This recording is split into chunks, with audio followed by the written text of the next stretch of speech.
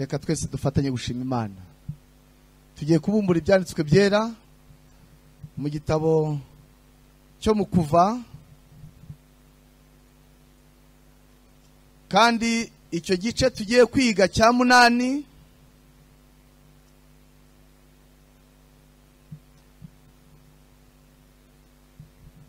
ni urugamba hagati ya Farawo na Mose. Urwo rugamba ururebere wawe mu mutima, ururebere mu muryango wawe, ndetse nubona kanya unarurebere mu itorero iryo ari ryo ryose waturutsemo. Igice cya 8, ku gice cya 8 duhere ku murongo wa 22 cyo mu gitabo cyo Kuva. Urugamba. Mose aramusubiza ati, si byiza ko dukora dutyo, kuko twaba dutambiriye Uwiteka Imana yacu ibyo abanyegiputa bazira kwica. Twatambira mu maso y'abanyegiputa ibyo bazira kwica, niba twicisha amabuye. 23. Reka tujye mu butayu tugendemo urugendo rw'iminsi 3, dutambirireyo Uwiteka Imana yacu uko izadutegeka. Farawo aramubwira ati, ndabareka mugende mutambirire Uwiteka Imana yanyu mu butayu, icyakora nimuzajye kure munsabire. Nabwira ari isengesho, nimuze kurireba nk'isengesho ryari rivuye ku mutima wa Farawo. Hari impamvu y'ibyago birimo byisukiranya mu Misiri byamubujije umutekano, kandi byari bigikomeje igihe nawe yari gukomeza kwinangira. Arabanza abwira Mose n'abari kumwe ati, mujye gutamba. Ntabwo yigeze Farawo arwanya igitambo, ariko yabasabaga kujya gutamba ibidahuje n'igitabo cy'Abalewi, igice cya 11, ahari amatungo azira n'atazira. Cyokora muyatambe, igikuru nuko avusha amaraso. Mwitinda cyane kwijambo, ahubwo igikuru arava amaraso. Mose aramusubiza ati, oya, dufate ibitambo n'abanyegiputa ubwabo bazira kwica. Aramuhakanira. Farawo arebye Mose abona yamaramaje, arongera amubwira ati, noneho ngaho ni mugende mutambe, yewe munatambe amatungo mazima, ariko mutajya kure, mujya hano mbareba. Mose nanone arareba, kuki wemeye ko dutamba ariko ugashaka kuba ari wowe utubera umuyobozi w'uburyo tubikoramo? Mwumve neza, Farawo ntabwo agumye kwizima ribabuza kugenda, ariko nanone hari indi ngingo ashyizemo yo gutambira hafi ya Egiputa. Ubwo nasomaga aya magambo ngira ngo ndebe icyo abandi banditsi bayavuzeho, nasanze uru rugamba rutararangiranye na Farawo na Mose n'Abisiraheli, ahubwo ni ijambo ryagutse cyane rivuga ngo, nubwo mwamaze kumaramaza kwemera igitambo cya Yesu, mukaba muhagaze ku maguru yombi yuko Yesu ari we byiringiro byanyu, ariko nimuzanajye kure ya Farawo, nimuzajye kure ya Misiri, rimwe muzemere Yesu nk'umukiza wanyu, ariko muzanazirikane imyaka mwamaze mu Egiputa, naho nimuzahajye kure. Uru rugamba rwagiye rukura cyane, rugera n'iwawe, no mu muryango wawe. Iyo urebye ubona Yesu Kristo ari umwami n'umukiza w'ubugingo bwawe, cyangwa uramwemera nk'igitambo kizima gusa, ariko n'ubuzima bwo mu cyaha n'ubujye kuri.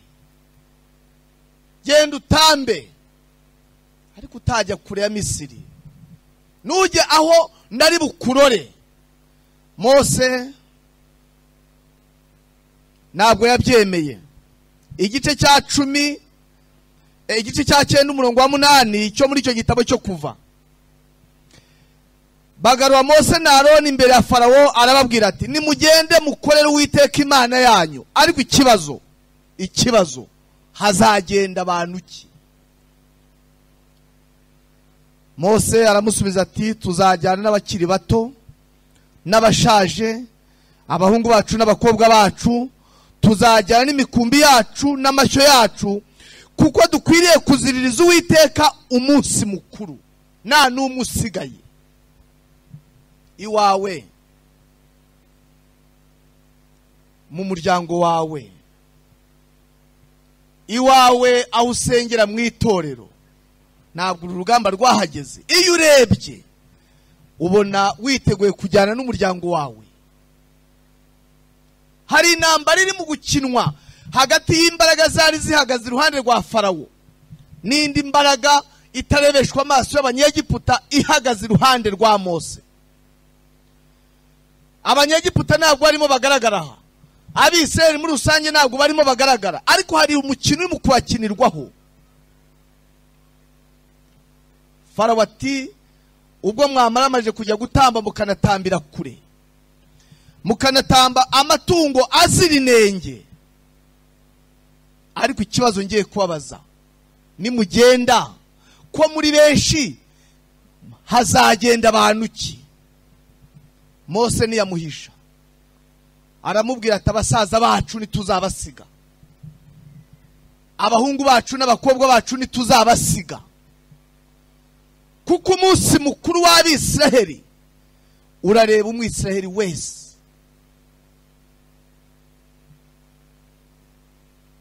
Umurongo wa 10 arababwira ati uko nabifuriza ko Uwiteka abana namwe, niko nabareka mukagenda mujyanye abana banyu bato, ariko mwirinde kuko ibyo mugambiriye ari bibi. Kujyana umuryango wose mu ijuru ntabwo ari byiza kuri Farawo. Ibyo mugambiriye ntabwo ari byiza, kumva ngo mwese mugende. Umurongo wa 11 siko bizaba, ahubwo abagabo bakuru mugende mukore Uwiteka kuko ari cyo mushaka. Birukanwa mu maso ya Farawo. Farawo yarebye arabona urugamba rurimo rumugora, hari aho agenda ava kwizima, ariko ageza haramaramaza ati nihagende abagabo gusa.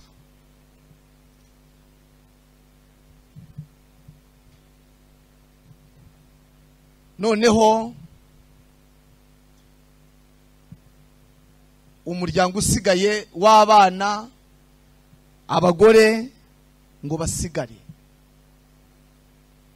amatungo asigare.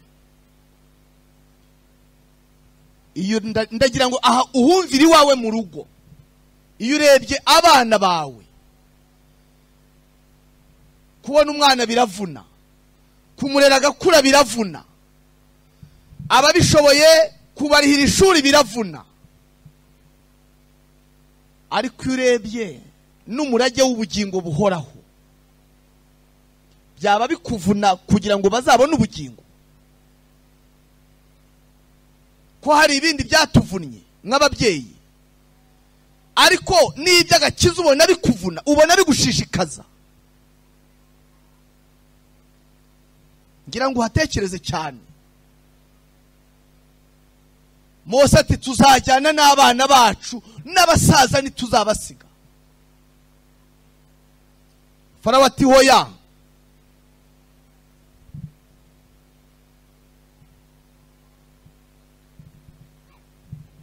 Igice cya 10 umurongo wa 24 cyo muri icyo gitabo cyo Kuva.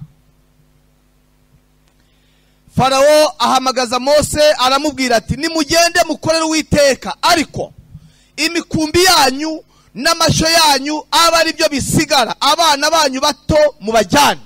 Ararekuye. Rega birasaba kwihangana, ariko ntabwo byari byoroheye Mose kumuhitishamo abagenda n'abasigara. Wowe mu muryango wawe bibaye ngombwa itangazo rikakuza imbere ngo hazagira abasigara, wahitamo nde? Ariko ikibazo nimba nawe ufite ibyiringiro byo kugenda, ubona hazagenda abandi.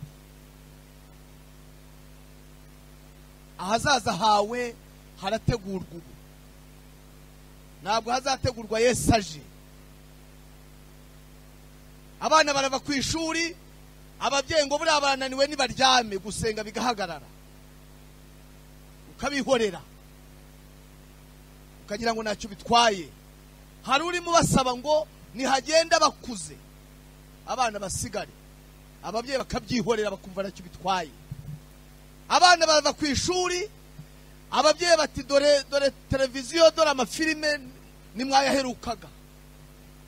Barareba abahesha ubugingo buhoraho. Filime uzibona uziguze, igitabo cy'umukobanuzi ugurira abana bawe ni bingahe ngo ujye kubareba urebe ko barimo bakiga? Aho urugamba Mose yarwanya agatsinda ni ugiye kukunanira. Urabona ntacyo bitwaye, ariko ndabisubiramo vuba cyane. Nimba utatangiye kureberaho umuryango wawe, nunagira amahirwe mugabo kujyayo, habwo uzajyayo uhagarare nka Loti. Nkuko abantu uzavuga ngo Loti afite ubugingo buhoraho, ngo ariko azaba ahagaze mu ijuru ari incike yonyine, nta mugore, nta mwana, nta mukwe, nta baturanyi. Kandi nawe kugira ngo azahajye byasabye intambara. Witwaye cyane we Uwiteka yabwiye ibyago bizaza ku bwami bwe, aravuga ati ubwo bizaza nakiriho ntabwo bindeba. Nkariye ngo bizaza ku bana banjye, mpfa kuba nzaba nariho mba nawe.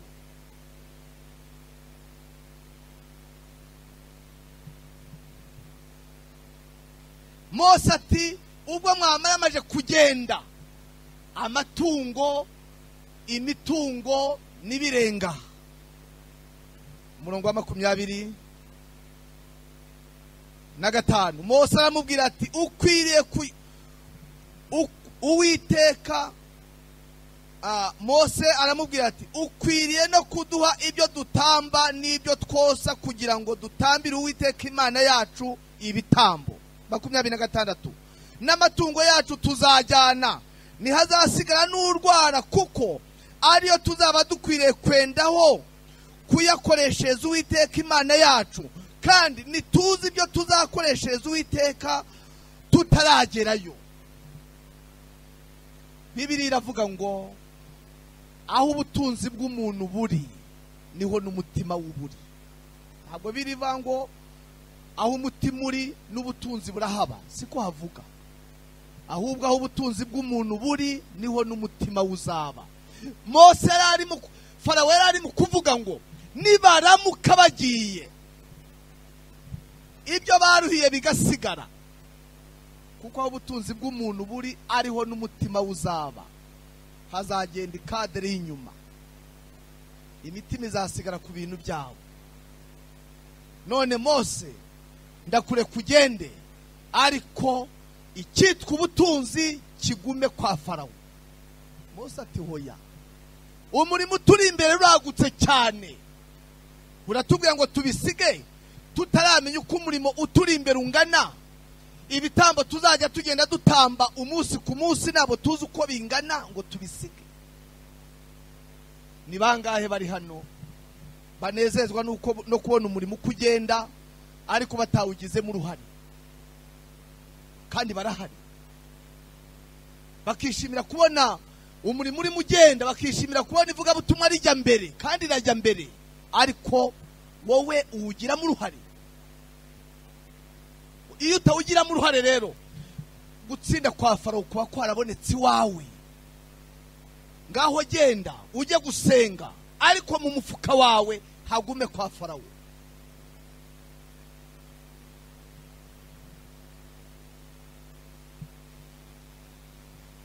Mose ati hoya, nta n'urwara tuzasigaha, kuko umurimo turi imbere uragutse cyane. None muvandimwe, bwa mbere ubwawe ushobora kuba utaragira nawe icyizere cy'ubugingo buhoraho, kandi uzirinde mugabo gukunda Imana umuryango wawe utayikunda. Uzaba ugiye gushyira ibicaniro birenga kimwe iwawe. Kayini yarwanyije Imana yubaka igicaniro, Abeli ahagara mu ruhande rw'Imana nawe aracyubaka. Ingaruka zavuyemo umwe yahitanye undi. Iwawe nimba hari ibicaniro bibiri, abasenga Imana babikuye ku mutima n'abatagira icyo bitayeho, Karumeli urimo urayishyira iwawe. Naho hari ibicaniro, ariko ibicaniro bitajyaho igitambo cy'Uwiteka gusa. None urimo urubaka Karumeli mu muryango wawe, abantu nibagisengera hamwe, umwe arasenga ukwe ananiwe, abandi bakaryama mbere, niko iyo Karumeli ushyiriye iwawe izagira ngaruka. Mbere yuko wisengera, banza utakambira umuryango wawe. Yemwe bana muraha, nimubona ababyeyi bafite intege nke mu gusenga, nimwegere imbere y'Imana musenge, mubasengere, kuko uzaboneka mu muryango umwe gusa atubaha Imana azabera inkomyi bagenzi be.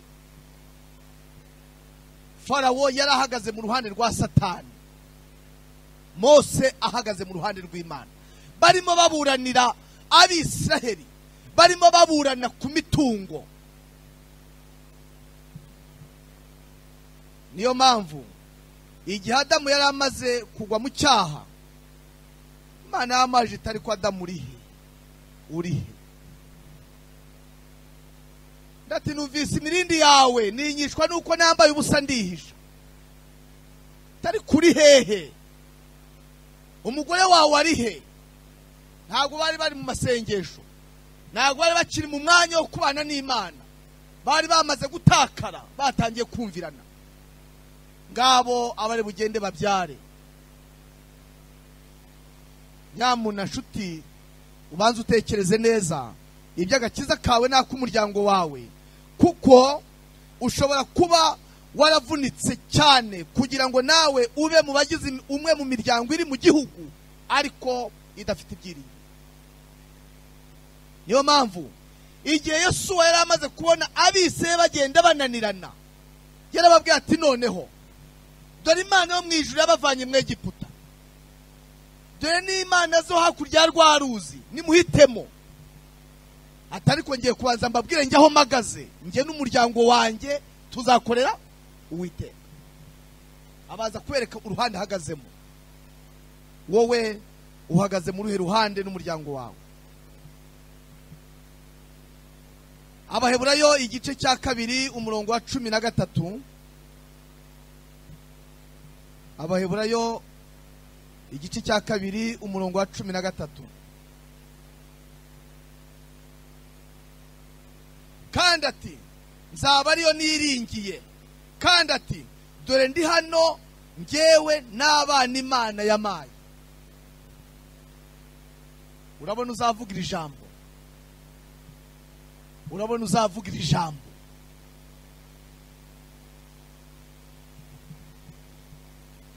Iri jambo urabona uzarivuga, ndi hano n'ahari njyenyine Mari n'umuryango w'Amari. Yosuwa ati njye n'umuryango wanjye tuzakorera Uwiteka. Nawe urabivuga nkabo, watanga ubu buhamya. Mose ati nawe tuzasiga. n'ubutunzi bwaratuvunnye, tuzabujyana tubushyire mu murimo w'Imana. Ngubwo bwakoze umurimo. Igihe Imana yari babwiye ngo kandi bandemera ubuturo bwera nure hagati muri bo.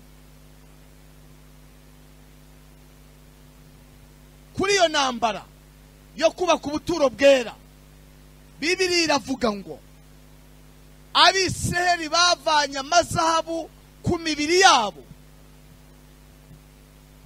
bayazana ku buturo bwera.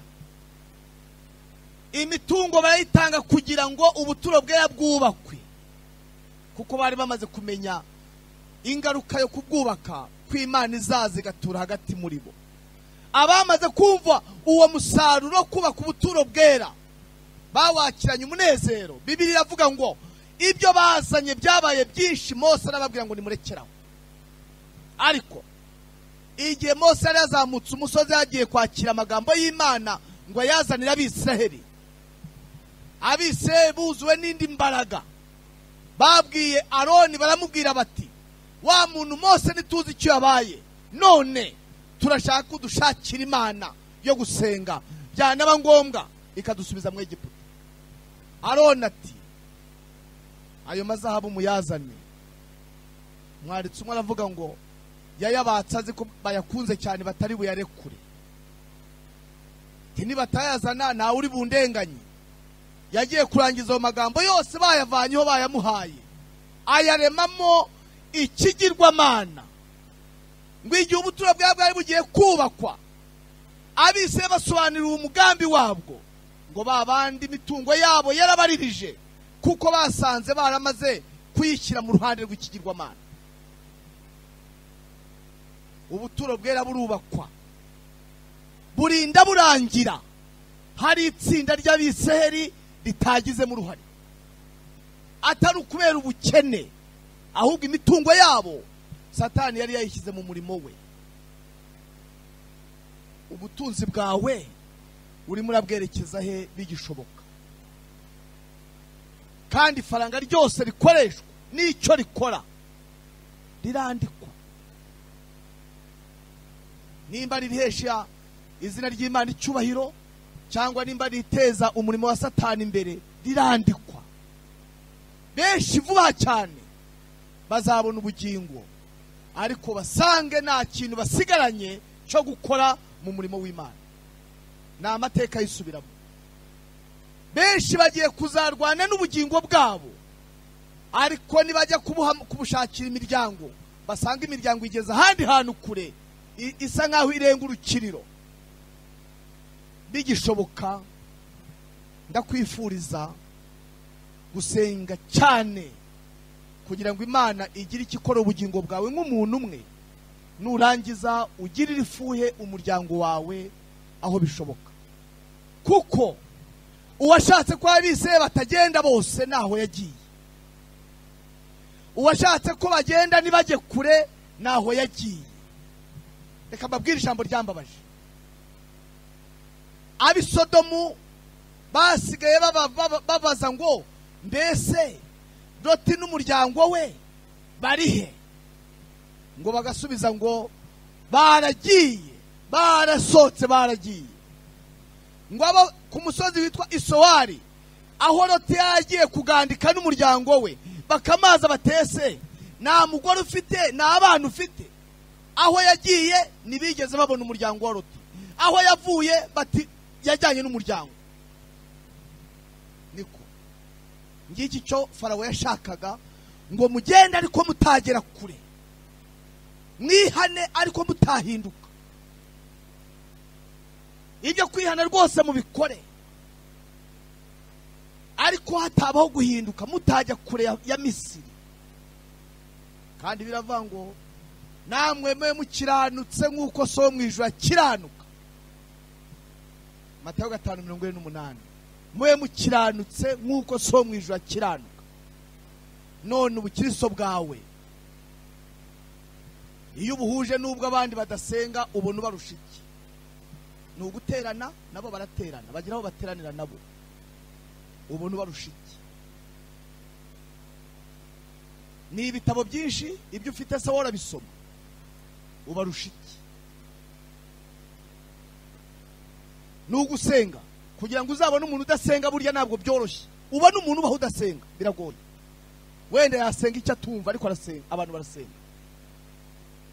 Ubona ubarusha iki? Mose ararurwana bisoza Abisiraheli abasohoye mu Egiputa n'umutungo arawujyana, kuko yari yatumwe n'Imana kandi yamuhaye inshingano agomba gusohoza. Mbere yuko uyobora itorero, hari itorero riri iwawe. Ntabwo hano Bibiri tubwiye ngo ndi hano n'itorero ryanjye rinini. Banza urebe yuko itorero ryawe rito ryo mu muryango wawe nibura byose uzanarizana hano materaniro, nibura uzarebe. Tugiye gutangira amavuna y'ibyumweru 2. Ngaho nibura ko rivuna, urebe kuzazana umugore wawe n'abana bawe, cyangwa umugore azazana umugabo we n'abana be, cyangwa abana bazazana ababyeyi bose bati turi hano ibyumweru 2, mwazwe kujya mu ijuru. Ugiye gutsindirwaho Mose yatsindiye.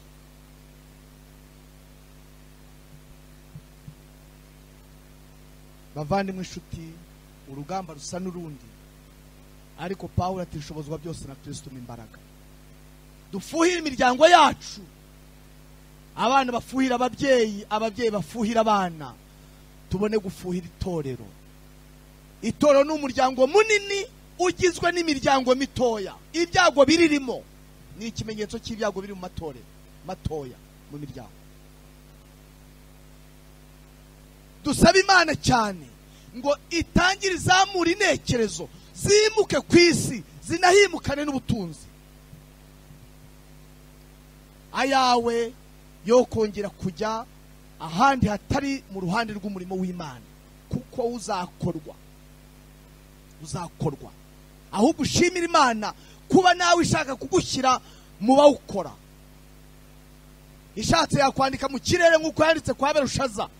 Nta muntu yigeze yohereza ngo ajye kwandika muri Daniyeli 5. Oya, kandi ubutumwa bwaravuzwe, n'ubu yabikora.